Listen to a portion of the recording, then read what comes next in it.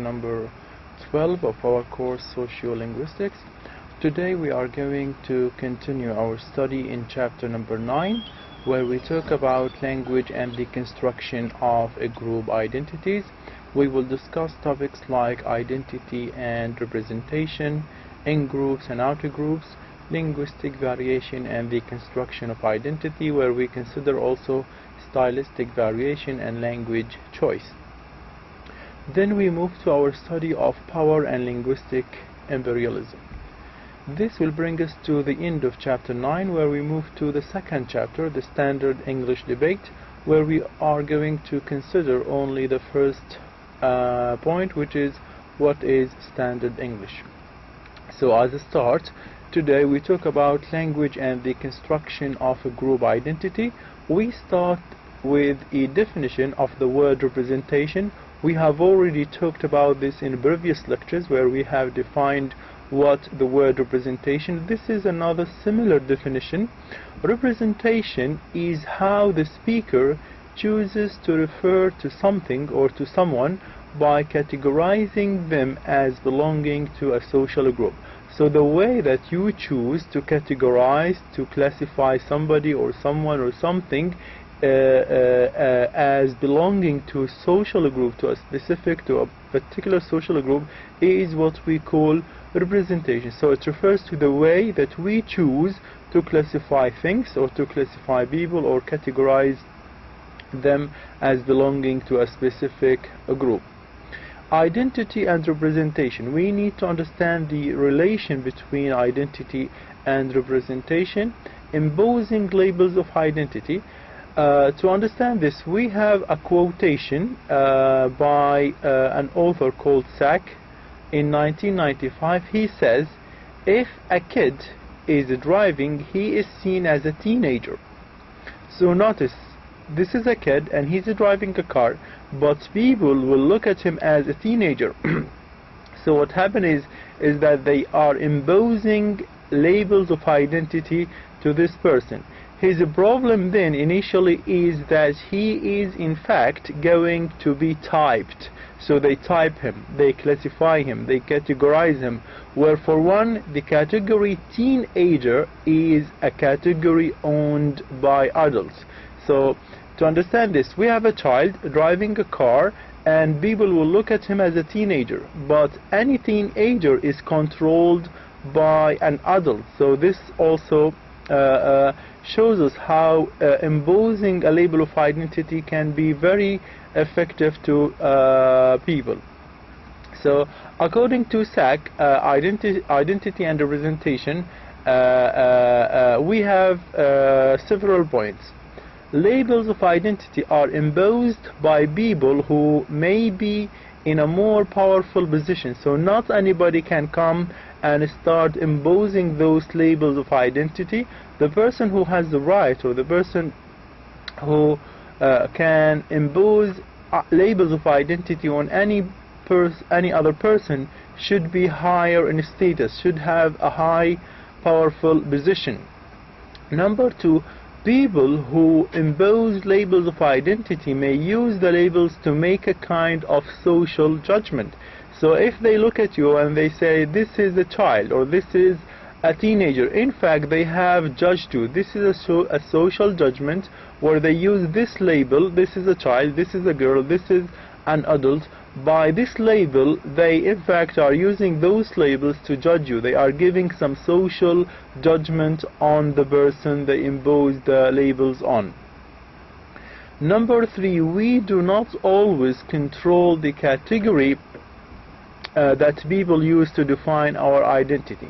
So if you are, for example, driving a car, anybody else can impose labels of identity on you. In fact, we do not have to control people who impose labels of identity. They are beyond our reach. We cannot control who impose labels of identity on us. So because this can happen by people of a high status, can happen by our boss, by our colleague, by any other person. Number 4, we do not always control the cultural assumption that accompany labels of identity. Some labels of identity have some cultural assumption. Let's take an example. If you think of a person from the Gulf, the first assumption that comes to our mind that this person has come from a rich country where there is a lot of oil and people are investing in oil.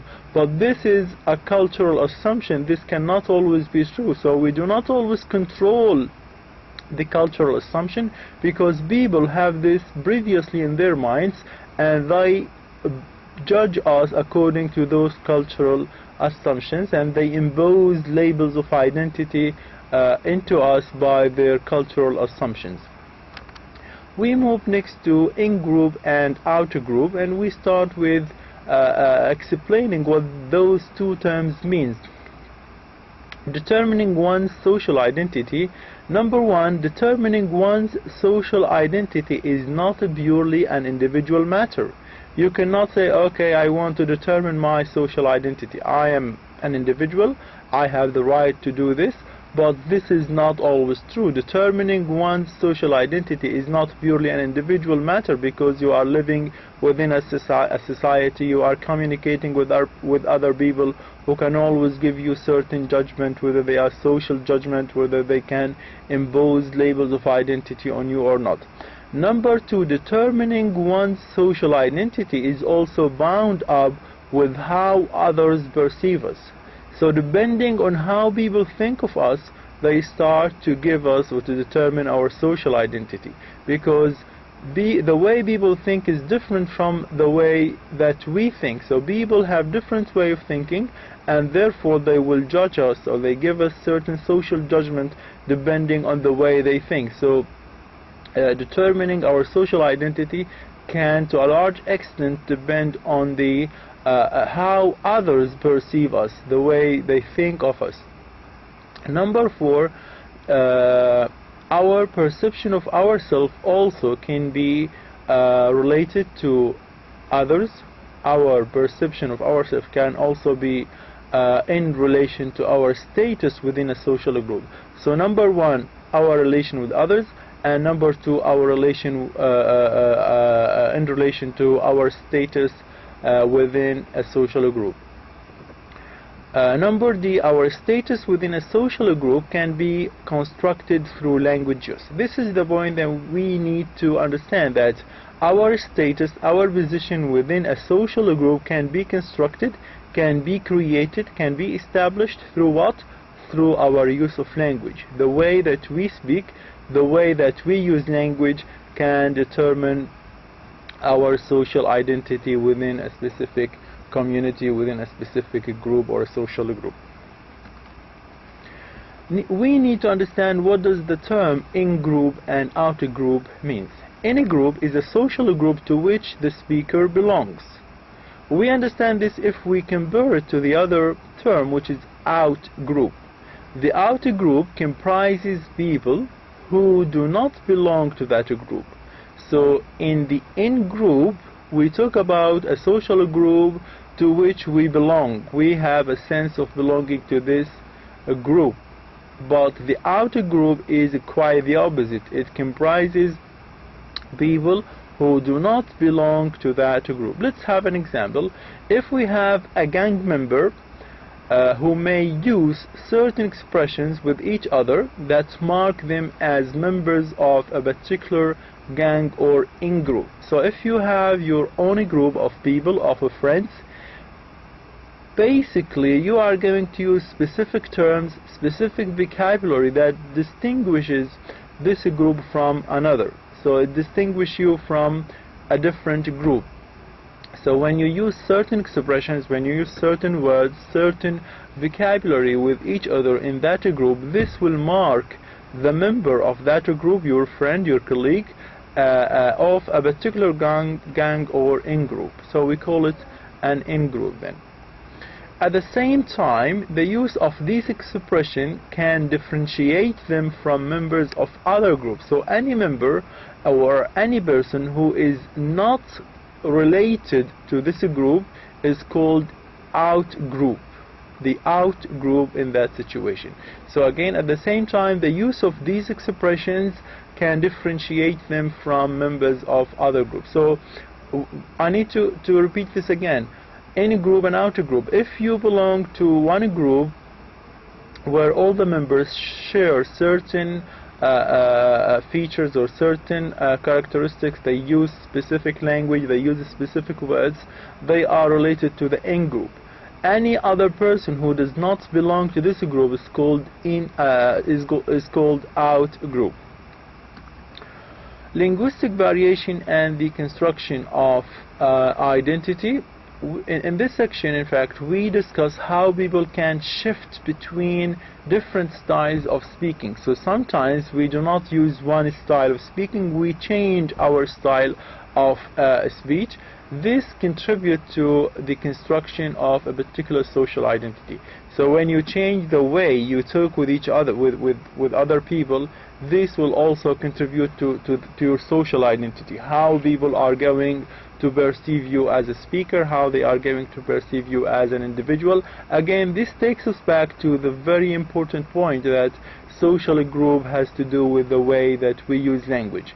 How we speak, how we use the language determines the way people impose labels of identity or give us social judgment or classify us or categorize us as belonging to a certain or specific social group. So let's have a definition of what we mean by style shifting, and we discuss this within stylistic variation and language choice. What do we mean by style shifting? What do we mean by changing our style or using a different style from the one that we usually use? So people do not always, as I said, use the same style when they talk.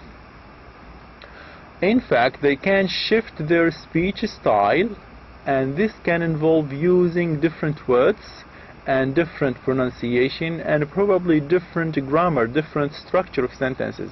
So changing the style can mean changing the way we speak, changing some vocabulary, changing some grammar, and changing some pronunciation of specific words. Let's have an example. Those are examples showing you how one word changes from one style to another. Notice the style difference between singing and singing. Some people say, I am singing, without pronouncing the ing at the end. Singing. Others would say singing. Another example in the use of colors. People would usually use a green, but there are other styles in which people say verdant to mean green. There is also change in grammar. When some people says so I says, we know that this is grammatically not acceptable. So I says, but this is a style. Some people tend to use this style, and the other counterpart style is so I said or so I say, but not says. So this shows us the first example, singing and singing, is an example of pronunciation. The second example, verdant and green, is an example of vocabulary where people tend to change words, they use different words. And the third example is an example of a grammar where we have different structure of the of an utterance or of a sentence. So somebody can say so I says, and another person would say so I said. So this is a change of style. We know that I cannot come with an S, with a third person singular, but it is a style. Some people tend to use this style. So this shows us how change of style can involve pronunciation, can involve vocabulary, and can involve also grammar. Stylistic variation and language choice, we still within this section. We also position ourselves in relation to others by the way that we talk in different kinds of interaction. So we also position ourselves. When we relate ourselves to the society, within our friend, within the people that we work with, so we are positioning ourselves in relation to others We cannot be by our own. We have to position ourselves in relation to other people of the society by the way that we talk. So again, our use of language and different kind of instruction. This takes us to a definition of audience design. What's meant by audience design? It is very much related to changing style or to style shifting. Let's read the definition together and then we go back to the explanation. Audience design refers to the notion that speakers will take into account whom they are addressing and alter their speech style accordingly. Again, so audience design refers to the notion that speakers will take into account, will take into consideration, will bear in their minds whom they are addressing. Who is the person they are addressing? Are they addressing their friends? Are they addressing their manager? Are they addressing their colleagues? So they take in their mind, they pay attention that whom they are addressing is a different person, and therefore they change, they alter the speech style according to what they see, according to the person they talk to, or according to whether this person is a close friend or a manager, etc. So according to this definition, a person would change his style according to the situation in which he is in. So if he is talking to a manager, his style will change, or his way of speaking will alter. And if he's speaking to his brother, if he's speaking to his children, always he has to design certain way of talking so that it is suitable for the person he is addressing. The other definition is related to linguistic convergence. Linguistic convergence, and we will have an example which explains this in a better way. Linguistic convergence is a process in which speakers change their speech to make it more similar to that of their hearer. So again, it is a process in which speakers change their speech, they change the way they talk to make their speech similar to that of their hearer. So if you have a person who is speaking native language, or who is a native speaker of English, and he tries to speak standard English, and when he starts communicating with you, automatically you are converging your language and try to bring it similar to the level of standard English that he uses or she uses. So if, for example, somebody is using standard Arabic, and instead of using your own dialect, you also start to use standard English. In this way, you are bringing your language to his language. Your language becomes similar or close to his language. This is what's called language or linguistic convergence, where the two languages converge at one point so that speaker and hearer are on the same level, are on the same boat. So what happens is, it is a process in which the speakers change their speech to make it more similar to that of their hearer. Linguistic maintenance is quite the opposite. It is a process in which speakers may choose not to converge. So if somebody is using a Black English, or a language which is not a standard, but you usually speak standard English, if somebody speaks to you his own dialect or her own dialect, it is not always obligatory to bring your language down to his dialect. And in this way, if you keep using your standard and he keeps using his dialect, this is called linguistic convergence, where the two languages are converging from one another. They are not at the same level. One is dialect, one is a standard, one is up, one is down. So this is called linguistic divergence, when the speaker and the hearer diverge from one another, from the language of one another. They do not bring their languages close to one another. They do not actually converge, they diverge. So this is called linguistic maintenance. When you maintain your own dialect, you do not change, you do not alter your dialect to be similar to the language of the person who is speaking with you. This also brings us to the other definition, linguistic divergence, when the two languages are not actually brought together, they are not similar to one another. So linguistic divergence is a process in which speakers choose to move away from the linguistic norms of their hearer in order to emphasize the difference between themselves and the person or people they are talking to. So there is an aim, there is a purpose for linguistic divergence. So it is a process in which the speakers choose to move away but not to move to. It is not to make something similar but to move away from something.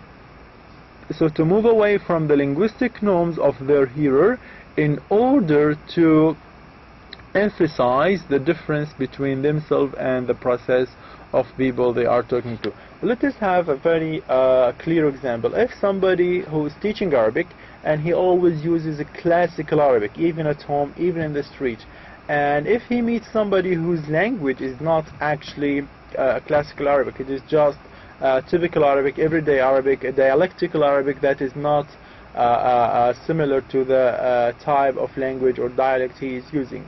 So if this person wants to show himself as different from that person, he will maintain his language. He will always use a classical Arabic so that he shows that this person is different from him. The language that he uses is different from the one the other person is using. So this is called language divergence, where two languages diverge from one another. They are not brought together, they are not similar to one another, they are not they are not in fact converging. In fact, they are moving away from one another. They are diverging rather than converging. So we have language convergence, where two languages come closer to one another, they are similar to one another. Language maintenance, when somebody or some speaker prefer not to change their language according to their speaker or hearer. And we have language divergence, where people move away from the norms, from standard Arabic, from standard English, so that one speaker looks different from the other. We move again to next point, which talks about power and linguistic imperialism, and this is the final point in chapter number 9. Language rights and recognition are often important issues in socio-political conflicts all around the world. Let's have an example. Maintenance of a majority language within maintenance of a minority language within a majority culture, such as Spanish in the United States. So this is an issue of power. This is an issue of imperialism. If you are living in a United States and you are, for example, from Spain, it is clearly that your language, Spanish, is not the majority language. It is the language of a minor group of people, a little number of Spanish speakers. So the way that this has to do with power is that those Spanish speakers try to maintain their language, try to always use Spanish in spite of the fact it is not the official language, it is not the majority language. So it is an issue of power, where people maintain their minority language within a majority language. And the example we have is Spanish speaker or Spanish people in the United States, where they use Spanish in spite of the fact that the language used, or the main language or the majority language, is English. Because loss of language can also be associated with a loss of cultural identity. If you lose your language, you do not have cultural identity. If you lose your language, you actually do not have a social identity, because most of your experiences, most of your tradition has to do with your language, with the culture that you have came from. So losing your language means losing your cultural identity as well. Again, this has to do with power, and this has to do with your existence in that country where you are a minority group. Language can also be lost for a variety of reasons. We have in fact two main reasons that people sometimes lose their language. They no longer use their language. Number one, speakers may choose to shift from one language to another. So if you are, for example, a native speaker of Arabic, and you have moved to a European country where you start using and learning the language of that country, in fact you have choose to shift from one language to another as social condition change. So depending on your social condition, you have got a job, you have found a better way of living in say America, in the United Kingdom, and you have left your language. You're no longer using your language, and in fact this is one of the reasons that language can be lost for some people. So language can be lost because the speaker may choose to shift from one language to another. So you have shift from Arabic to English, for example. You have shift from Spanish to let's say English, in the case of the Spanish minority moving to United States. The other reason is that one language may be imposed and another suppressed by a dominant power. So again, this is an issue of power. If you are a native speaker of Arabic and you are living in a European country, because everything is in English, because the government institution are using English as an official language, your Arabic is suppressed.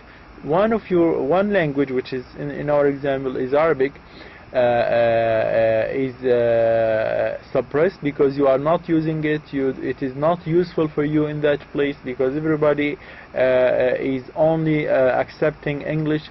So one language may be imposed, which is English in this case, and another suppressed, which is Arabic in our example, by a dominant power. And the power that we mean here is the power of the government of that particular society, where the charter of that country would determine which language to use, which one is the official language, which one is officially recognized language, which one is used for communication, which one is used in the newspaper or on TV. So if there is a majority language and you are speaking a minority language, there is a very big chance that your language will be suppressed because it is no longer used in that country. And this is in fact one of the reasons that people lose their identity,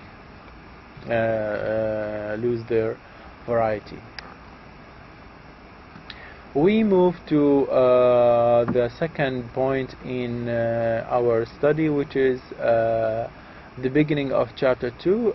In this chapter we are going only to discuss one point. In the introduction, the author talks about the dialect known as Standard English and the specific status this dialect has, and we have certain point that we need to discuss related to this dialect, which distinguish the dialect of Standard English. Number one, Standard English is the dialect of an institution, is a dialect of governmental institutions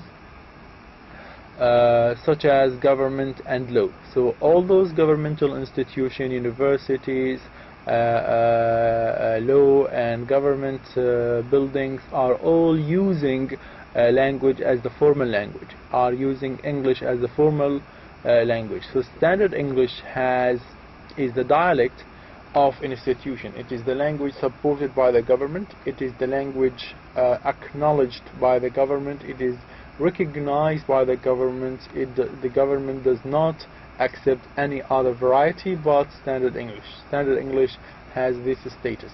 Number two is that Standard English is the dialect of literacy and education. The books in the universities are written in English and they are taught in English. So it is the language of education. It is the language used in universities. It is the language used in schools. It is the language that people use to teach and to learn. So it is the language of education and literacy. So this is another characteristics of standard English. It is language supported by government, language of institution, language of laws, and it is the language of education and the language of literacy. Number 3, standard English is the dialect taught as English to foreign learners.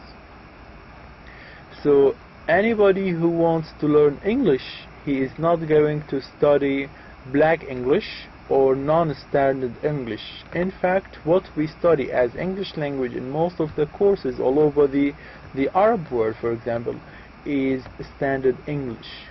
Standard English is the language that is taught. We do not teach Black English. We do not teach a dialect. We do not teach a language that is reflecting a certain geographical area. It does not show that the speaker of this language belongs to a specific area in England or in the United States. It is the language that does not show any of these things. It is standard English. It is the language that is used in books, language of the government, language of governmental institution, and language of education.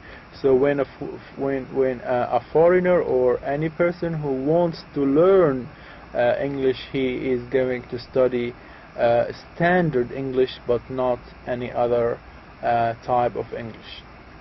Number 4, standard English is the dialect of the higher social classes.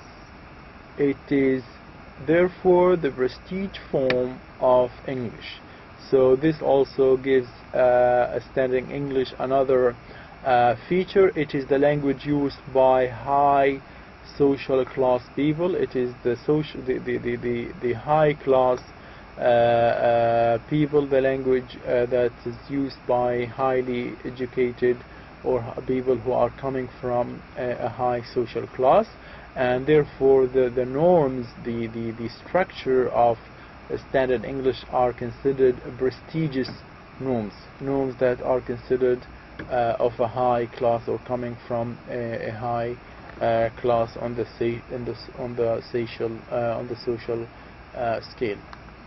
We move to the point where we discuss the standard English debate, which is the beginning of chapter 1, and in the examples we have an example of non-standard English. This will give us a chance to understand how a standard English really differs from non-standard English. In non-standard English we have what's called multiple negation, and an example of this: I didn't know nothing. Well, this is not standard, this is not acceptable in standard English, but it is acceptable in non-standard English. So this is giving me an example of non-standard variety of English where multiple negation is available or is possible or is acceptable. Number 2, the use of ain't example, as in I ain't got none. So this is also an example of a language that is not standard. English people standard English speaker do not usually say I ain't got none. They say I didn't have any. So they do not use this structure of ain't. Ain't is a way of negating the verb to be instead of saying are not or is not or was not. So the use of ain't is an example of non-standard variety of English. So these are well-established English usage which do not happen to belong to the standard dialect. They belong to the non-standard dialect. The grammar of standard American and British English does not allow a sentence like I didn't know nothing because it contains multiple negation, and it also does not allow a sentence where we say I ain't got none because it is a language containing ain't, and we usually do not use those structures in standard English. Now we need to understand what is the definition of standard English. we need to understand how this dialect is characterized. What are the main characteristics of Standard English? Number one, Standard English is related to dialects, not to accents. So when I say it relates to dialect, it means it doesn't relate to pronunciation, but it relates to grammar. Standard English is difficult to isolate and put linguistic boundaries around. So we cannot say that only those sentences are Standard English. There is no clear-cut distinction between standard and non-standard English, because some vocabularies are the same, some structures are the same. So Standard English, non-standard English overlap. They can be similar to one another at one point. Standard English is the dialect of the middle and upper class. This is a clear characteristics of English, of Standard English, that it is used by people who came from a middle or upper social class. Forms of Standard English are socially prestigious. Everybody would acknowledge that speaking Standard English is socially prestigious dialect. Before we finish this lecture, we have a definition of codification of Standard English. What do we mean by codifying English as a standard dialect? It is a process where scholars analyze and record the vocabulary and the grammatical patterns of language. So we codify this language by collecting or by analyzing and recording the vocabulary and the grammatical patterns, the grammatical structures of a language. For English, as an example, much of this codification has already taken place in the 18th century, where the vocabulary and the grammar patterns or grammar structures that were collected, that were written at that time in dictionaries and grammar books, have become rules, and we nowadays refer to them as the rules of grammar of Standard English. In fact, this brings us to the end of lecture number 12, where we finished only the first part of chapter 10. Thank you very much.